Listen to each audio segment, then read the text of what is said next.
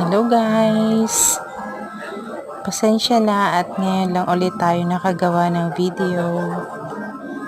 Nahulaan nyo na ba kung nasan tayo ngayon? Nandito tayo sa store ng mga instrument. Ayan, diba?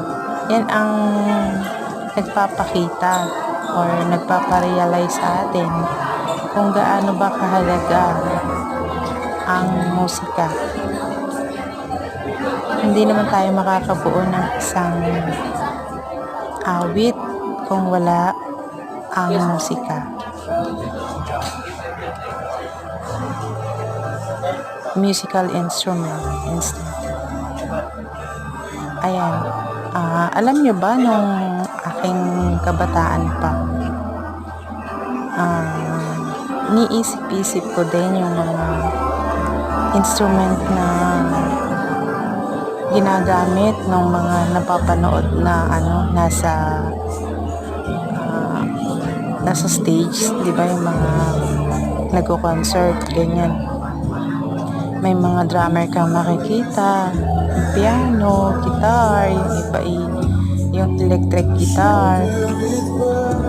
Ayan, halos lahat ng nakikita nyo dito sa video na to ay kailangan lahat yan para makabuo ng magandang kinalabasan ng isang awitin. Or ito rin ay mga kailangan sa studio, concert, kahit na nga sa mga program tulad ng wedding, ayan, baptize, ganyan, yung mga fiestahan, ano pa ba, yung mga singing contest, program sa school competition. Nabubulol pa ako. Ayan na yung mga electric guitar na yan. Kasi kapag gusto mo talagang hindi ka mapapahiya sa quality, ayan, diyan ka na bumili, yung talagang nakikita mo na nariripasa mo na.